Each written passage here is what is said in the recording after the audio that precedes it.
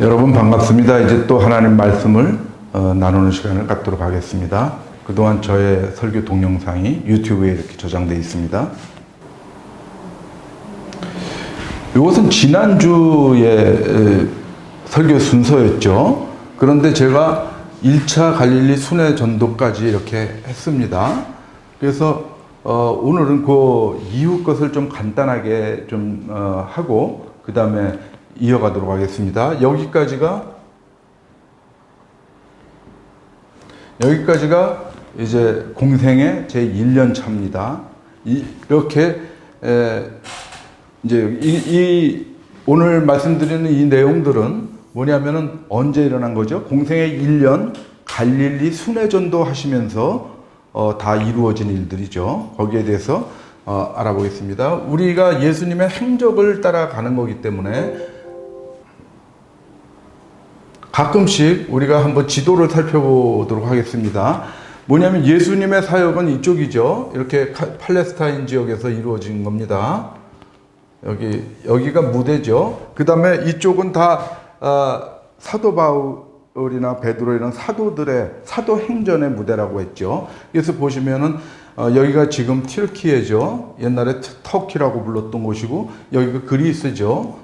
성경에는 헬라라고 주로 나오죠. 헬라. 그 다음에 여기가 이탈리아죠. 여기가 이탈리아, 로마가 있고, 그래서 로마 교회, 아테네 교회, 고린도 교회 이렇게 다 있습니다. 이쪽에. 그리고 여기 에베소 교회 있고요. 그러니까 이제 여기는 사도들의 무대고, 구약은 어디서 출발했죠? 여기서. 수메르 문명부터 쭉 시작을 해서 이렇게 온 것이죠. 이스라엘 백성들이 형성이 된 거죠. 아브라함이 이쪽에서 있다고 왔으니까. 그런 거를 이제 잠깐 다시 한번 상기시키고. 그 다음에 여기는 이제 예루살렘 아까 이렇게 타원친 가나안 지방을 확대해서 이렇게 그린 겁니다. 여기가 예수님의 주 활동 무대이기 때문에. 그래서 보면은 공생의 1년을 보면은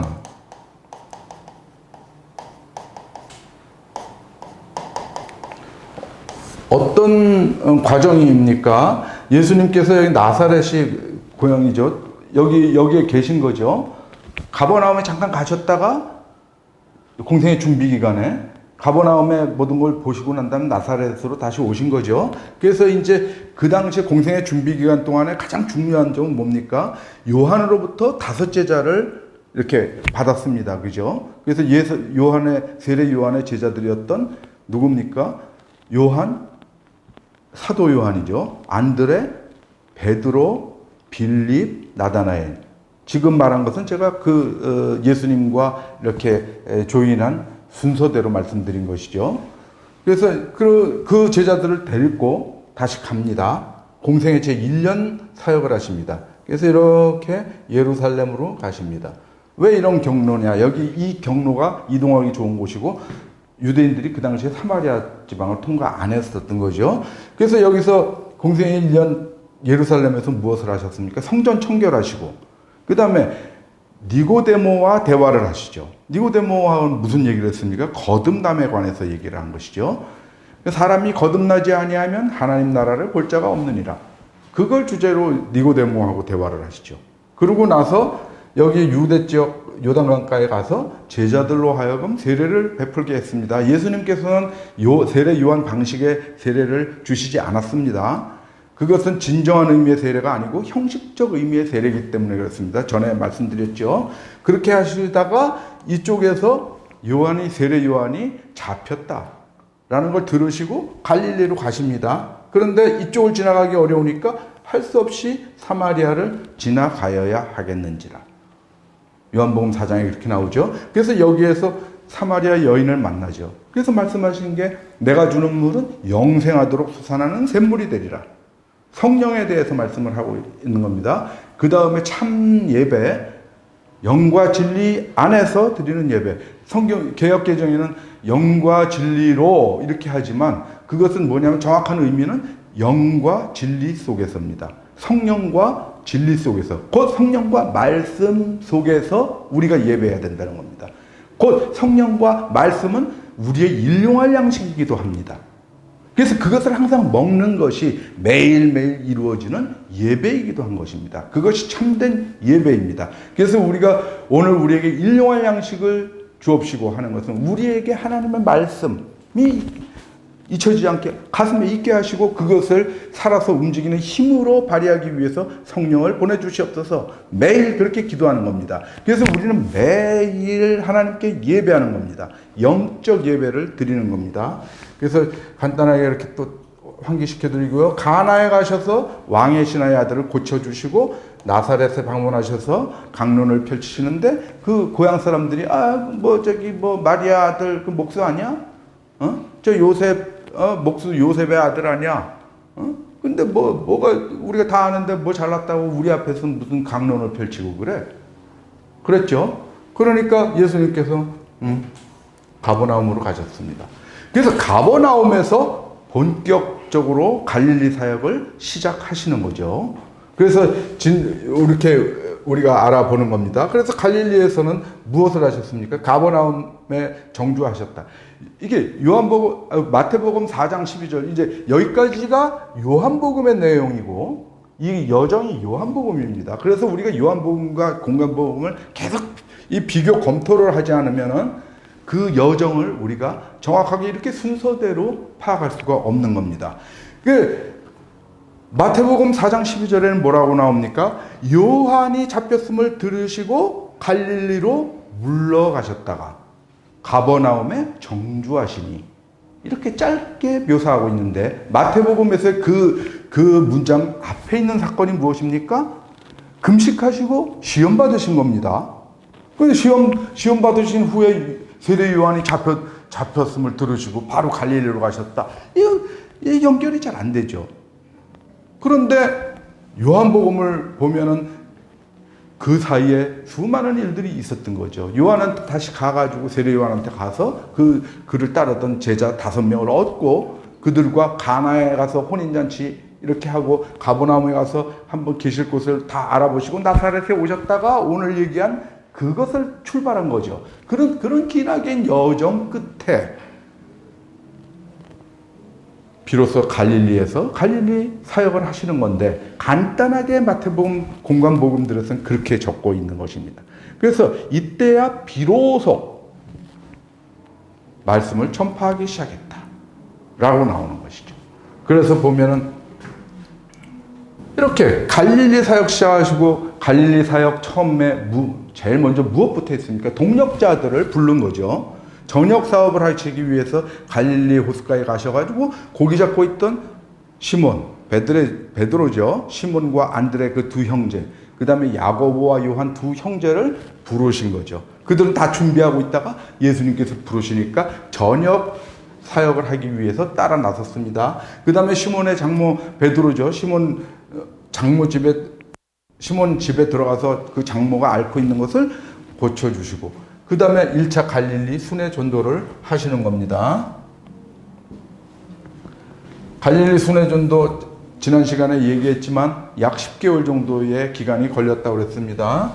그 중에 이방 지역의 추종자들이 많이 생겼습니다. 그것을 마태복음 4장 23절을 보겠습니다.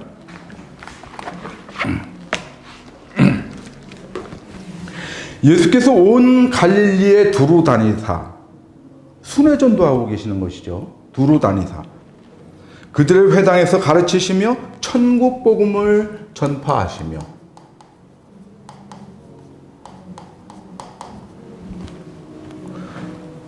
백성 중에 모든 병과 모든 약한 것을 고치시니 병을 고쳐주셨습니다. 천국 복음을 전파하심과 동시에 병과 약한 것들을 고쳐주셨습니다. 예수님은 병든 자, 귀신 들린 자 이런 사람들 다 정상화시켰습니다. 다니시면서. 왜? 예수님은 천국 하나님 나라의 말씀, 하나님의 말씀을 전하러 오신 분입니다. 천국 복음. 이제 요한이 잡혔죠? 요한의 시대는 끝났습니다. 그래서 뭐라고 얘기하십니까? 누가복음 16장 16절에서 율법과 선지자는 요한의 때까지요. 구약의 종언을 얘기하는 겁니다. 그 후부터는 하나님 나라의 복음이 전파된다. 천국 복음이 전파된다. 그것을 그대로 하고 계시는 것이죠. 그 다음에 왜 병자들, 약한 자들을 고쳐주셨겠습니까? 나라가 이미 와 있다는 겁니다. 이것은 병든 자, 약한 자는 천국에는 있을 수 없는 것을 보여주시고 있습니다. 내가 오므로 내가 천국 복음을 얘기하는 이 순간 너희에게 천국은 같이 있는 것이다. 거기에 주인이 나다. 이겁니다. 내가 주인으로 있는 천국에서 너네처럼 병든 자, 귀신 들린 자, 약한 자 있을 수 없다. 그래서 이것을 정상화시키고 고쳐주시는 것입니다. 그래서 보면 뭡니까? 누가복음 12장, 마태복음이죠.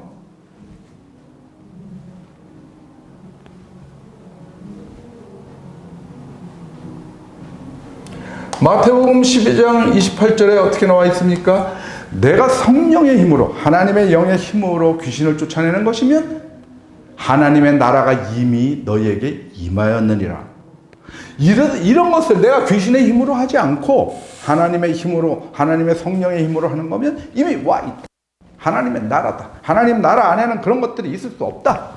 이것을 예수님께서 보여주시기 위해서 그렇게 하신 것입니다. 그래서 예수님의 병고침, 귀신 쫓음 이런 것들의 의미가 바로 그것입니다. 내가 천국의 주인이고 내가 있는 한 그거 용납 안 된다 라는 겁니다. 그 다음에 24절에 그의 소문이 온 수리아에 퍼진지라. 그의 소문이 온 수리아에 퍼졌다고 나옵니다. 수리아는 어디입니까? 이쪽이죠. 이쪽 시리아입니다. 시리아가 수리아입니다. 시리아는 로마 제국에서 최고로 중요한 지역이었습니다. 왜? 여기하고 대치를 하고 있는 게 파르티아. 로마 제국 당시에 전 국가적인 규모로 로마와 맞붙어 볼 수 있는 상대는 파르티아가 유일했죠. 그래서 유프라테스 강을 경계로 해서 이렇게 나뉘는데 파르티아가 시작되는데 거기 부근이죠. 유프라테스 강이 이쪽으로 이렇게 흐르니까요. 그래서 여기가 엄청나게 중요한 곳이었죠. 온 수리아에 퍼진지라. 그래서 거기서 각종 병 걸려 고통당하는 자, 귀신 들리는 자, 간질하는 자, 중풍병자 이런 걸 다 고쳐주십니다. 그들이 나옵니다. 그들을 데리고 오는데 그들을 다 고치시더라. 갈릴리와 데가볼리와 요단강 건너편 예루살렘과 유대와 예루살렘 유대 여기는 여러분들 이제 잘 아시죠? 유대 지방, 그다음에 갈릴리 지방, 수리아 지방, 그다음에 여기 나오는 게 데가볼리. 데가볼리는 어디냐면 여기입니다. 데카폴리스라는 데입니다. 데카는 열이란 뜻입니다. 폴리스는 도시죠. 헬라어로 데카폴리스, 그거 성경에 데가볼리라고 하는 거죠. 여기는 10개의 헬라식 도시가 있었습니다. 요거 잘 안 보이실 테니까 이렇게 쭉 있습니다. 가다라 성경에 또 나오는 지명이죠. 이렇게 있었습니다. 여기 그러니까 헬라인들의 도시입니다. 그러니까 여러분들 생각하시기 이쪽 갈릴리 쪽 이쪽이 어마어마하게 번화했던 곳입니다. 그리고 이쪽은 갈릴리 지방은 이렇게 다 오픈되어 있어서 저쪽 지금의 튀르키예 지방과도 가깝고 그렇기 때문에 이렇게 국제적으로 막 이렇게 교차하는 그런 곳이고 또 농업 이런 게 상당히 발달된 그런 곳이었죠. 갈릴리 지방이 그렇게 됐습니다. 그래서 이제 예수님의 행적이기 때문에 예수님의 사역 동안에 제가 아까 지금처럼 말씀하신 그 천국 복음이다, 나라가 임하였다 그런 말씀만 전하는 것뿐만이 아니고 행적을 쫓아가는 겁니다. 그래서 그때의 지방 이런 것들, 문화, 역사 이런 것들을 계속해서 같이 다루고 있습니다. 그 다음에 이제 예수님께서 죄를 사하는 권세가 있으시다라는 말씀을 하시죠. 이건 언제입니까? 예수님께서 갈릴리 순회전도 하고 계시는 동안에 어느 마을에서 중풍병자가 있었는데 그 사람들을 갖다가 데리고 들어오려고 하니까 사람들이 예수님 앞에서 강론을 들으려고 많이 모여 있으니까 안 되니까 지붕 기와를 걷어내고 글로 내렸죠. 그게 가능해? 우리나라 식으로 생각하면 불가능하죠. 옛날에 초가집이라고 생각을 해도 그렇고, 그 다음에 기와집이라도 그렇습니다. 지붕을 어떻게 뜯습니까? 난리 나는 거죠. 완전히 뭐 폭격하지 않으면 그 지붕 뜯기 어렵습니다. 그런데 무엇이냐? 여기에 성경에 나와 있는 터무니없어 보이는, 우리의 상식으로 터무니없어 보이는 그런 광경들이 그 시대의 문화와 그 사람들의 삶의 모습을 보면 이해가 되는 겁니다.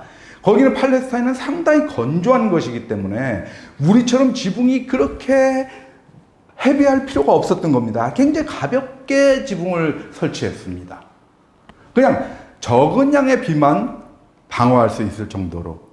그래서 지붕을 뜯기가 수월했던 거죠. 지붕 뜯고, 그러니까 이제 그거 뭐 뜯었다가, 야, 주인이 와가지고 왜 남의 집 지붕 뜯었어? 아, 보수해 줄게.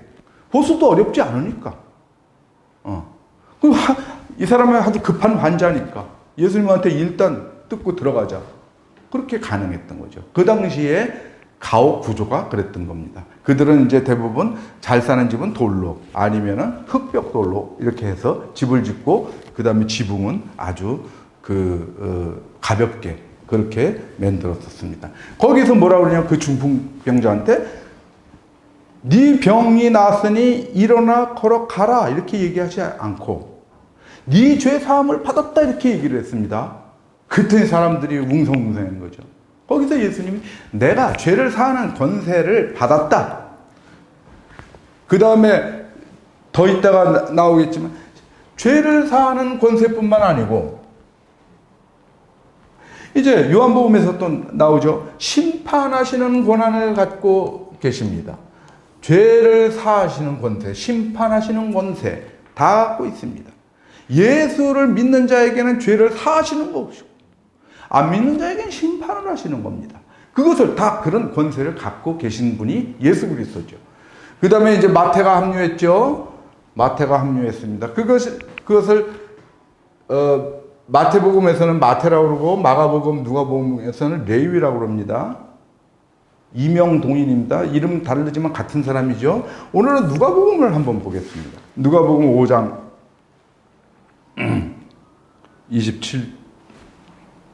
5장 27절이죠.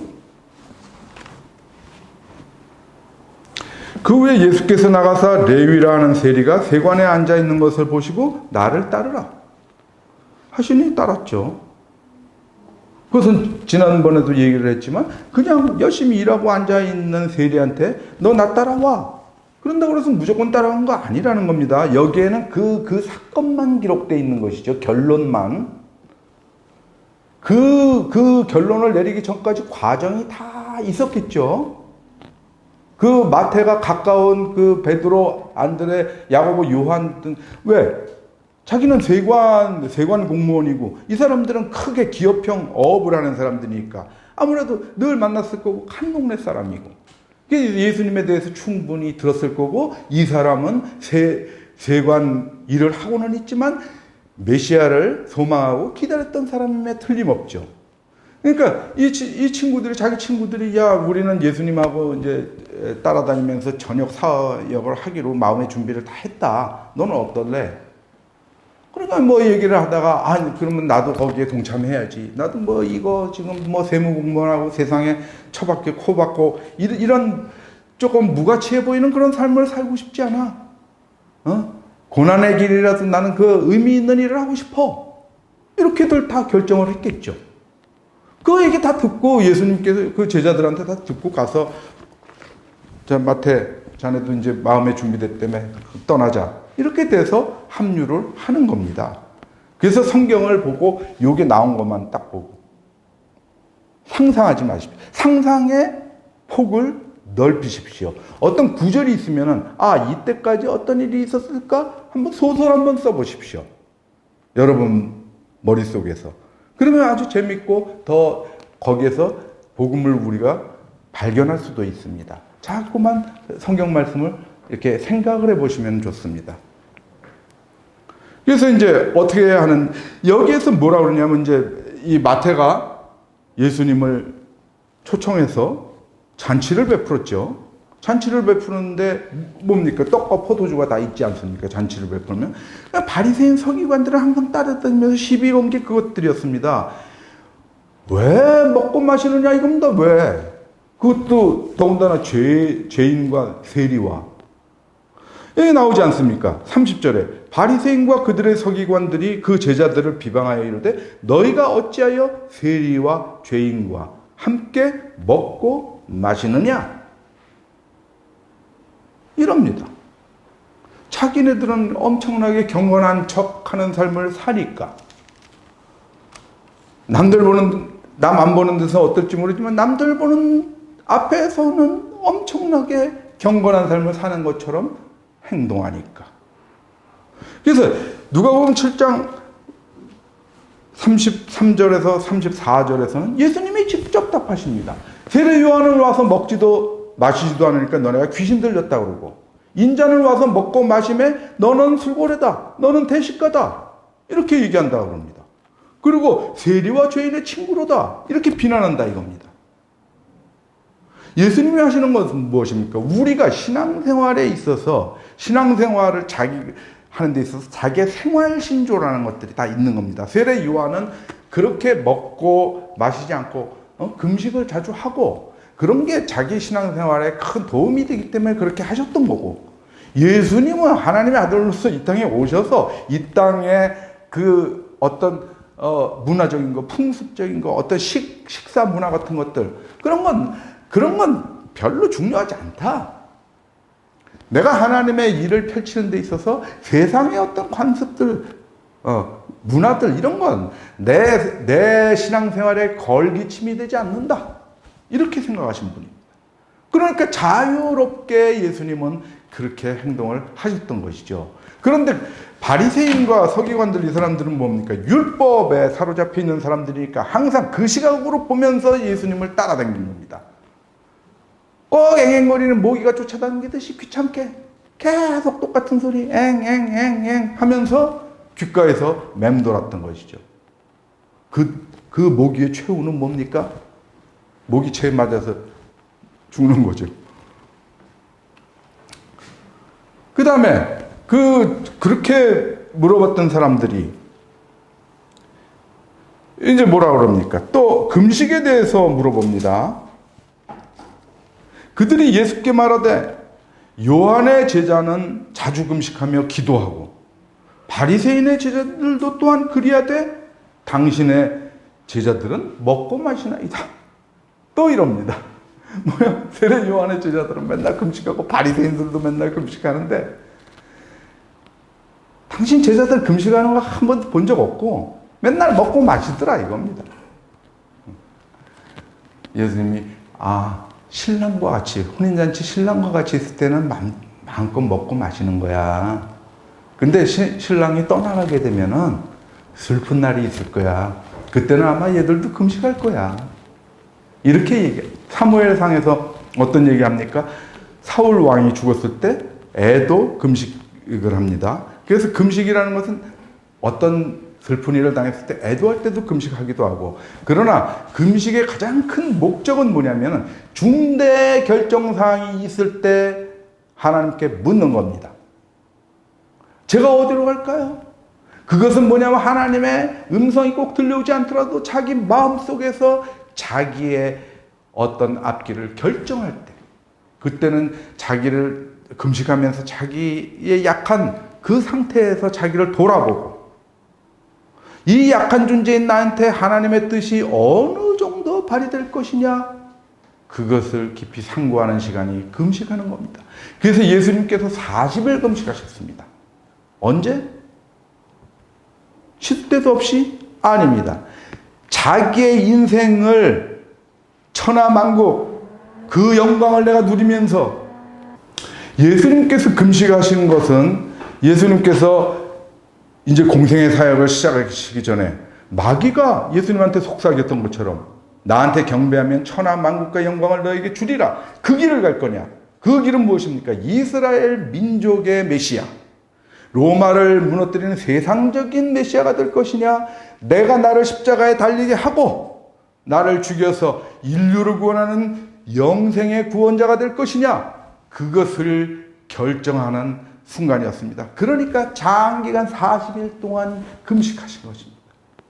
그렇게 40일 동안 예수님 따라서 금식한다고 해서 그가 메시아 되는 거 아니고 그가 거룩한 상태로 변하는 건 절대 아닙니다. 금식이 그렇게 만들어 주는 게 아닙니다.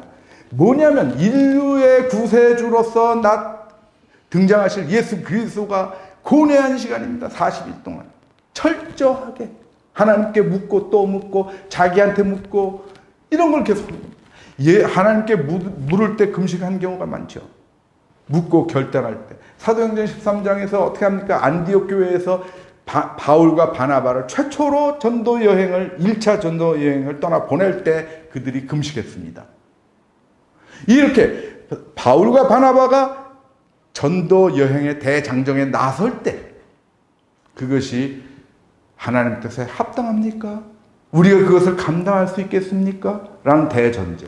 그런 걸 끝내놓고 예수님께서 그 다음에 금식기도 하셨다는 말이 나옵니까? 안 나옵니다. 성경에. 왜? 금식기도는 총론적인 걸 어떤 중대 결단을 할 때 한 것이죠. 예수님도. 그 다음에 강론으로 들어가서 이렇게 하고 그 계획하시고 뭐하고 할 때는 기도하셨습니다. 그냥 기도하시고 새벽에도 기도하시고 밤에도 기도하시고 그거는 그 구체적인 디테일이죠. 필요할 때 이렇게 기도를 해나가신 겁니다. 그래서 시도 때도 없이 금식 즐겨하는 사람들이 있습니다. 다이어트 목적이 아닌다면 별로 효과가 없습니다. 왜? 바리새인의 금식이 전형적으로 그런 거였죠. 바리새인은 여기서도 바리새인 나오지 않습니까?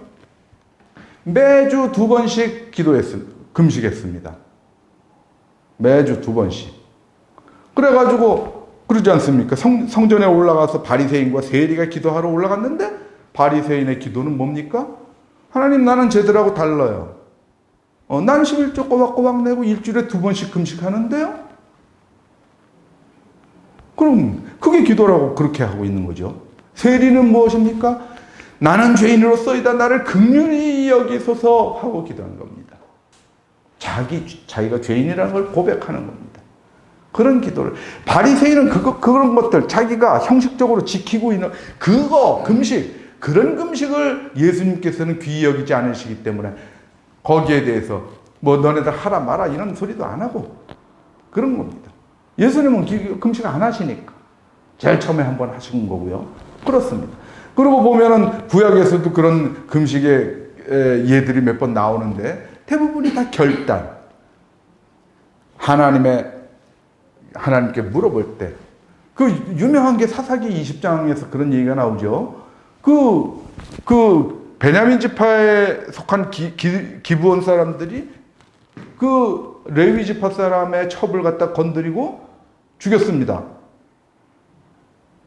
아주 악한 일을 한 거죠. 그러니까 그 다른 이스라엘 지파 사람들이 베냐민 지파한테 가서 물었습니다. 야, 걔 내놔라. 응? 그런 짓을 할 수가 있느냐? 내놔라 했더니 베냐민 지파에서 어떻게 나왔습니까? 무슨 소리 하고 있어? 못 내놔. 그리고 이쪽에서 무장해가지고 전투를 벌이려고 그랬습니다. 그러니까 나머지 이스라엘 지파 사람들이 하도 기가 막히니까 금식하면서 하나님한테 물었죠. 우리가 같은 형제 베냐민 지파를 치리까 치지 말리까 하고 묻습니다. 엄청난 사건이죠. 엄청난 결단이 필요한 겁니다. 자기 12지파 중에 한 지파 베냐민 지파를 갖다가 다른 나머지 지파가 베냐민 지파를 와의 전쟁을 일으키기 직전입니다. 그때 금식하는 장면들이 나오죠. 금식해서 하나님께 이렇게 묻는 거죠. 답은 여러분들께서 찾아보시기 바랍니다.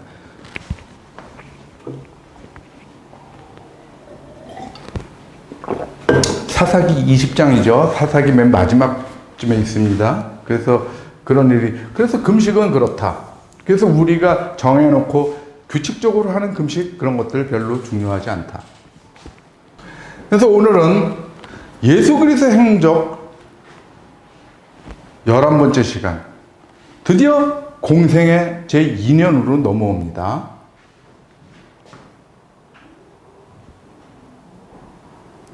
공생의 제2년도 역시 공간적 배경은 이런 거죠.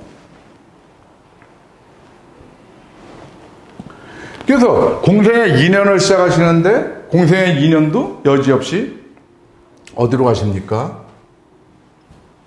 예루살렘으로 갑니다.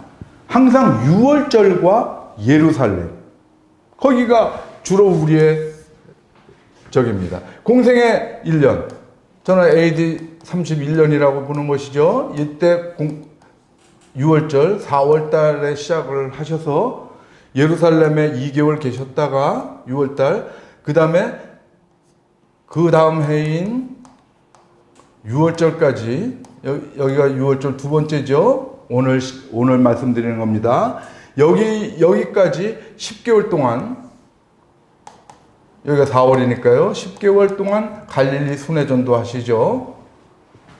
그렇게 하고 이때 6월절이 돼서 다시 예루살렘 사역을 또 하십니다. 그런데 예루살렘 사역들은 항상 짧습니다. 금방 계시다가 주로 예수님께서 복음 전파하신 것은 갈릴리 지역입니다. 갈릴리 지역을 순회하면서 가르치실 때 그 주위에 수리아, 데가볼리, 갈릴리, 유대, 예루살렘 이런 데서 다 사람들이 소문 듣고 모여와서 예수님을 따라다니면서 말씀을 들었던 것이죠. 그래서 보면은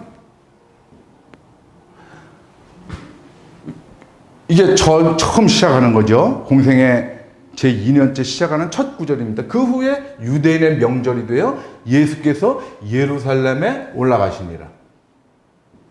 예루살렘에 올라가시니라. 이렇게 나오죠. 항상 그렇습니다. 거기 38해 된 병자가 있더라. 어디? 베데스다 못에.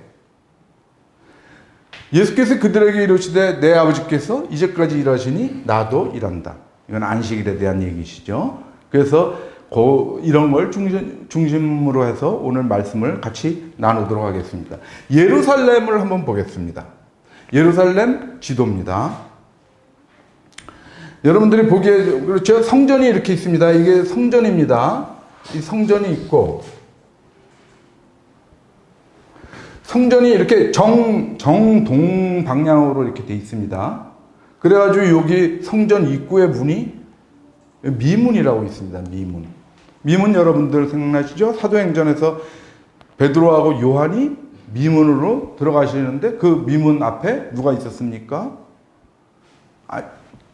일어나지 못하고 걷지 못하는 사람이 있었죠. 그래서 베드로가 뭐라 그럽니까? 우리에게 가진 것은, 우리는 금과 은이 없다. 우리에게 가진 것은 바로 이거밖에 없는데 곧 나사렛 예수 이름으로 일어나 걸어라. 그래서 그 사람이 걸었던 그 자리가 미문역입니다. 그 다음에 오늘 나오는 데는 양문을 지나서, 이건 성전을 이렇게 둘러싸고 있는 양문을 지나서 가는 베데스다 못이 여기에 있습니다. 이게 요거는 안토니우스 요새인데 여기에 빌라도의 숙소가 있었고 빌라도 저기 뭡니까? 그 법정이 여기 있었죠.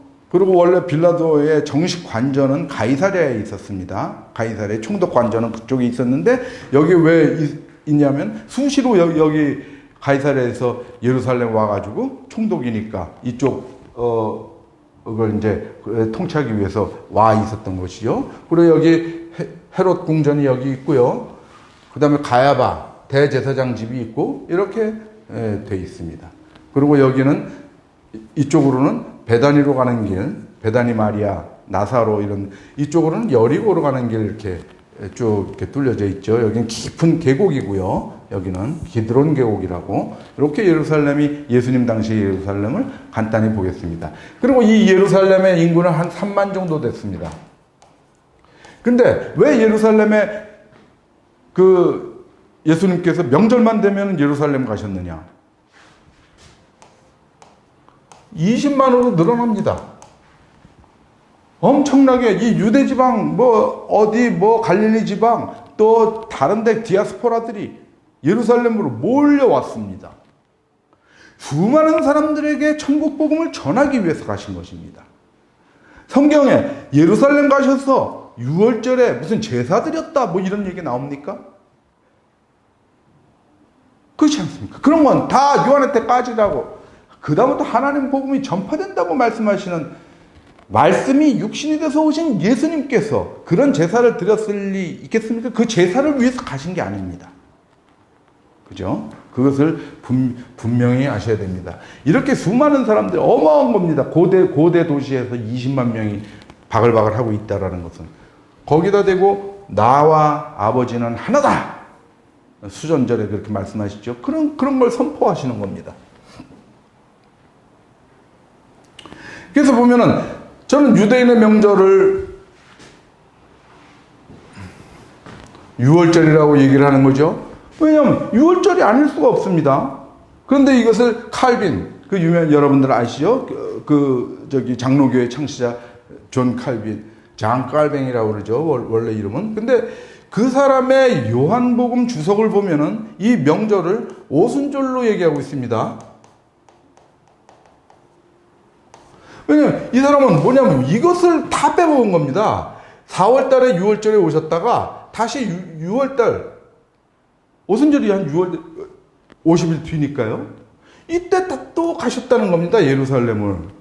근데 이분은 뭐냐면은 그 성경 구절의 의미 같은 거를 잘 해석하고 주석은 달았지만 이렇게 역사적인 어떤 행적 같은 거를 연구하신 분은 아닙니다. 그러니까 그냥 대충 뭐 그렇게 됐겠지. 근데 이 사이에 수많은 일들이 일어났지 않습니까? 그러고 나서 제가 그거를 지난주에 어떤 기간을 설명을 잘 드렸지 않습니까? 갈릴리 순회전도를 하는 데만 8개월 이상이 걸린다. 왜? 204개의 마을이 있었으므로. 그걸 다 하루에 하나씩 돈다 할지라도 8개월이 걸린다. 그럼 그 나머지 여정을 하면 10개월 가지고도 부족했을 정도인데, 그래가지고 간신히 그 다음 두 번째 6월절에 갈 수 있으신 건데, 이거는 오순절이라고 얘기를 하고 있습니다. 그런데 저는 칼빈을 비난하고 싶은 생각은 추호도 없습니다. 왜냐하면은 나는 오순절이라고 생각하는데 다른 의견이 있더라도 그와 논쟁하지 않겠다. 이렇게 얘기를 했습니다. 그러니까 여기에 대해서 내가 정확하다고 주장하지 않는다.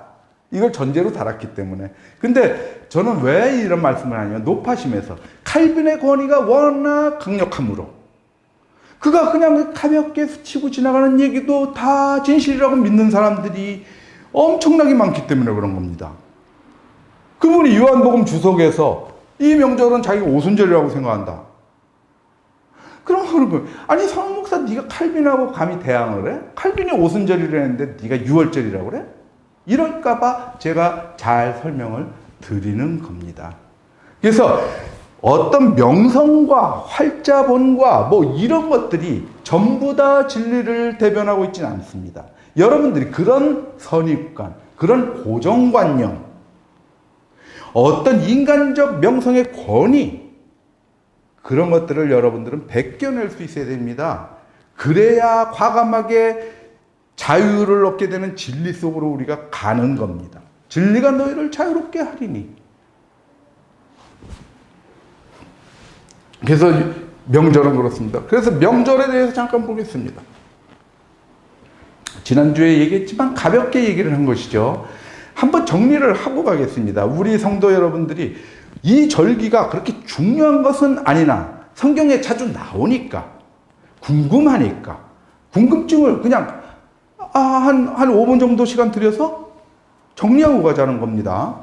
이게 그렇게 중요하다고 해서 가리키는 거 아닙니다. 출애굽기 23장에 보면 3번 내게 절기를 지킬지니라. 그래서 3대 절기인 것이죠. 하나님께서 명하셨다라고 얘기하는, 소위 하나님께서 명령하셨다고 그러는 3개의 절기가 있는데 6월절입니다.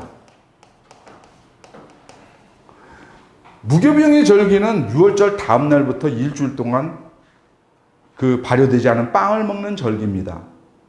그래서 이것은 6월절을 지키라는 겁니다.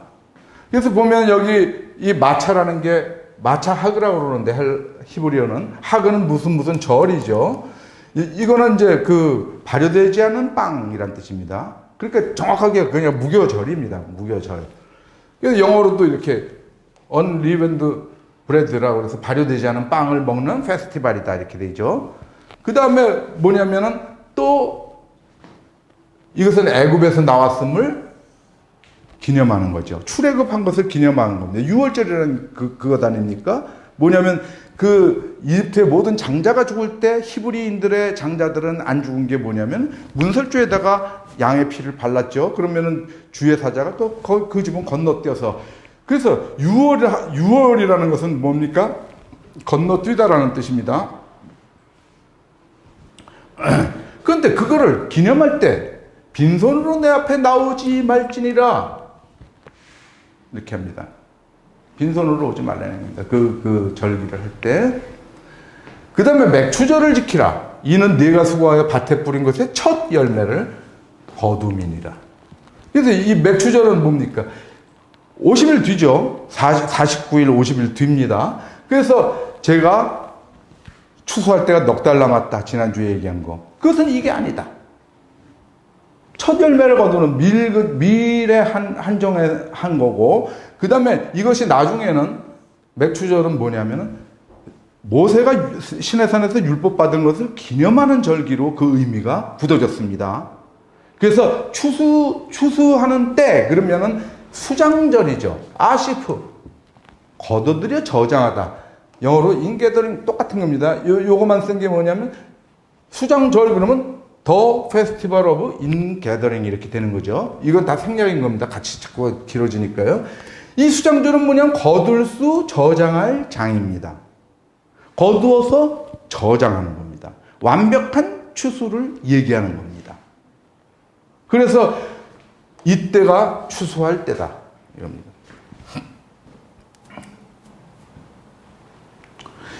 이때는 뭐냐? 이는 네가 수고하여 이룬 것을 연말에 밭에서부터 거두어 저장하니라. 1년 농사에 대한 추수를 의미하는 것입니다. 이렇게 3대 절기를 지키는 겁니다. 유월절, 맥추절, 수장절. 그래서 보면 이 맥추절은 77절이라고도 부릅니다. 샤부아 이것은 7입니다. 7에 관한 것입니다. 그 영어로는 weeks라고 그럽니다. 77절. 왜? 7 곱하기 7, 주, 이때를 지키라는 거기 때문에 그렇습니다. 맥추의 초실절을 지키고, 왜 77절 따로 썼냐면 맥추의 초실절. 맥추절을 77절로도 부르는 겁니다. 그 명칭에 관한 것은 그렇고, 그 다음에 날짜는 어떻게 되느냐 이겁니다. 그건 레위기 23장에 나옵니다. 출애굽기에도 23장이었죠. 절기에 관한 설명이. 19날 저녁은 유월절이요. 저녁이 뭐냐면 하루가 유대인의 하루는 저녁부터 저녁까지입니다. 그래서 보면은 이 예수님께서 목요일 날 유월절 음식을 드셨는데 그 다음 날 새벽에 잡혔는데도 그때도 유대인들이 우리가 유월절 음식을 먹어야 되니까 뭐 어쩌고저쩌고 얘기 나옵니다. 이것을 잘 모르시는 분들은 헷갈립니다. 어저께가 유월절인데 예수님이 유월절 최후의 만찬을 하셨는데 뭐 또 오늘 또 유월절이래 얘네들이. 그게 뭐냐면 해질 때부터 해질 때까지가 하루입니다. 유대인은. 그래서 목요일 저녁부터 금요일 저녁까지가 유월절이었던 거죠. 그것을 알면은 이제 이해가 되는 것이죠. 그래서 그런 것들을 우리가 좀 알아둘 필요가 있어요. 성경을 읽고 이해하는 데 도움이 되기 때문에. 레위기에서는 이제 유월절이 나오죠. 페사흐. 지는 넘어가죠. 영어로도 패스오버. 이게 비슷한 뜻이죠. 이달 15날은, 그러니까 다음 날이지 않습니까? 다음 날은 무교절이니.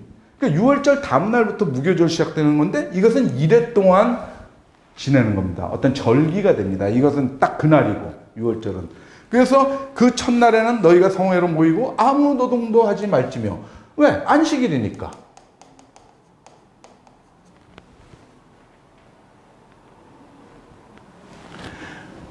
아무 노동도 하지 말지며. 안식일이죠. 6월절은 무슨 요일입니까? 6월절은 금요일입니다. 그죠? 금요일이고, 무교절은 그 다음 날이니까 토요일입니다. 그 다음 날은 무엇입니까? 부활절이죠. 그래서 보십시다. 안식일 이튿날, 곧 너희가 요제로 곡식단을 가져온 날부터 세어서 7 안식일의 수요를 채우고, 안식일 이튿날, 그러니까 일요일부터 그 다음 토요일까지 7일이죠. 그것을 7 안식일의 수요를 채우라라는 것은 뭐냐면 7 곱하기 7일이라는 거죠. 7주. 그러면 49일이 77은 49죠. 77절이라고 얘기하는 겁니다, 이것을. 그 다음에 일곱 안식일 다 그때까지가 49일이죠. 일곱 안식일 이튿날까지 합하여 50일을 계수하여 새 소재를 여호와께 드리되. 그럼 뭡니까? 이 이튿날, 안식일 이튿날은 뭡니까? 주일이죠. 그때까지 세라. 50일이죠. 50일이라는 건 오순이라는 게 뭡니까? 50이라는 얘기입니다. 오순이라는 것은 50일절이라는 겁니다.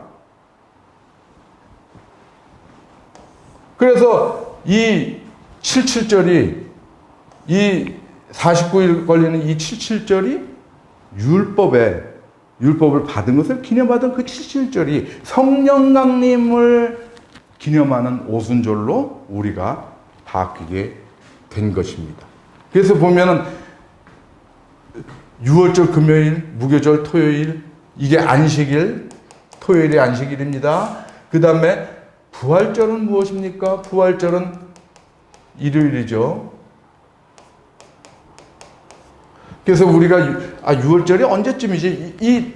첫째 달 이렇게 딱 나오죠. 첫째 달 유대력으로 얘기를 하는 겁니다. 유대력은 바빌로니아 쪽하고 바빌로니아의 음력하고 이집트 쪽의 양력하고를 이렇게 같이 섞어서 썼기 때문에 우리는 그걸 잘 몰라요.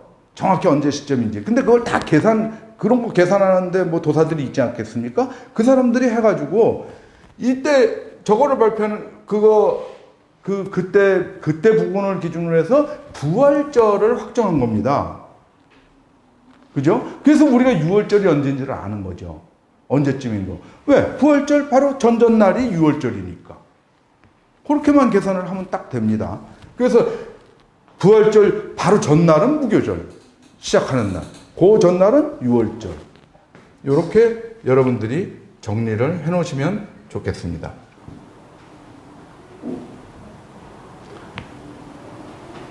초막절에 관한 게 나오죠. 이거 수장절하고 똑같은 겁니다. 이거 한 10월쯤 되는 겁니다. 초막절은. 이거는 광야에서, 초막을 치고 광야 생활을 했던 것을 기념하는 것이죠. 그래서 초막절이라고 했는데 사실은 뭡니까? 그것이 다 추수감사절, 수장절로 더 많이 불린 거죠. 그래서 출애굽기에서는 계속 수장절이라고 그러죠. 초막절이라는 말을 쓴 적이 없습니다. 레위기에서만 초막절이라는 말이 나오죠. 그 다음에 오순절, 펜테코스테. 이 자체가 50이라는 뜻입니다. 오순절이. 이건 뭡니까? 성령 임하는 사건을 사도행전 2장 1절에서 적고 있는 것이죠. 오순절날. 빈손으로 내 앞에 나오지 말라. 너네는 매년 3번 내게 절기를 지켜라. 모세는 이렇게 쓰고 있습니다. 여호와를 끌어들여서. 여호와께서 이렇게 얘기했는데 그 바쁜 와중에 출애굽하는 와중에 하나님께서 시시콜콜하게 너무도 많은 율법과 그런 것들을 주셨습니다. 모세에게. 광야 생활하는 것만 해도 피곤하고 힘들어 죽겠는데 먹을 것도 없고 물도 구하기 힘들어 죽겠는데 뭐를 어떻게 하고 그래. 하나님은 과연 그러셨을까요? 이사야 선지자한테 뭐라고 얘기를 하십니까? 너희가 빈손으로 오지 말라고 그랬는데 너희가 내 앞에 보이러 오니 이것을 누가 너희에게 요구하였느냐? 누가 요구했어? 내가 요구했어? 너네가 만든 거잖아. 너네가. 이겁니다. 내 마당만 밟을 뿐이라 헛된 재물을 다시 가져오지 말라. 출애굽기에서 뭐라고 그랬습니까? 빈손으로 오지 말라고 그랬죠. 근데 이사야한테 하나님께서 그러십니다. 헛된 재물을 다시 가져오지 마. 내 마음이 너희의 정한절, 너희의 월사 이런 거 다 이제 어떤 어떤 기념하는 것들 날짜입니다. 너희의 정한절기 내가 싫어한다. 그것이 내게 무거운 짐이라. 내가 지기에 곤비하였느니라. 하나님이 그러십니다. 출애굽에서는 빈손으로 오지 말라고 그랬죠. 근데 여기는 내가 언제 그런 걸 요구했어? 그런 거 가져오지 마. 그러면 너네들 절기 너네가 정해놓고 뭐 행사하고 그러는데 나 그거 싫어. 나 그거 나한테 무거운 짐이야. 내가 그거 건비해. 하지 마. 제발. 이러는 겁니다. 그래서 제가 그 절기가 큰 의미가 없지만 자꾸 성경에 등장하기 때문에 여러분 한번 정리하자고 그랬던 거라는 말씀을 드린 겁니다. 그 다음에 예레미야서에서 뭐라? 사실은 내가 너희 조상들을 애굽 땅에서 인도해낸 날에 너네가 출애굽할 때 내가 번제나 희생에 대해서 말한 적 없어. 나를 끌어들여서 너네가 만든 거야. 너네가. 하나님이 직접 명령해서 다 지키라고 모세한테 한 거였으면 예수님께서 법조문으로 된 계명의 율법을 폐하지 아니하셨을 겁니다. 에베소서 2장에 나오지 않습니까? 법조문으로 된 계명의 율법을 폐하시고 그러지 않습니까? 여호와 하나님이 이렇게 말씀하시는 겁니다. 출애굽기, 레위기 이런 데 나오는 수많은 율법들이 엄청난 고통을 줬는데 어떤 약간의 긍정적인 면은 뭐냐? 막 애굽에서 나와서 중구난방으로 질서 안 잡힌 그 이스라엘 백성들에게 강력한 법으로 통제한 겁니다. 그래서 항상 제국 초기에는 법이라는 법의 행사가 강해집니다. 어떤 나라가 만들어질 때. 그래서 그것이 어떤 기틀을 잡아가는 역할을 하니까요. 그런 면이 있었던 겁니다. 그러나 하나님은 그런 것을 진짜로 형식적인 것들을 원하지 않기 때문에 형식적이고 규칙적인 금식, 어떤 자기네들의 외식, 위선적인 경건, 이런 것들, 그 다음에 이렇게 정해놓고 자기네들이 꼬박 신주 던지듯이 모시는 제사나 절기 행사, 이런 것들을 다 거부하시는 겁니다. 그 하나님이 진짜 하나님, 참 하나님이신 예수 그리스도께서 오셔서 우리에게 그런 거로부터, 그런 속박으로부터 전부 우리를 베껴 주신 것입니다. 우리는 그 참 하나님이신 오직 예수 그리스도의 복음만 붙들어야 되겠습니다. 오늘 말씀은 여기까지 전하도록 하겠습니다. 경청해 주신 여러분 감사합니다.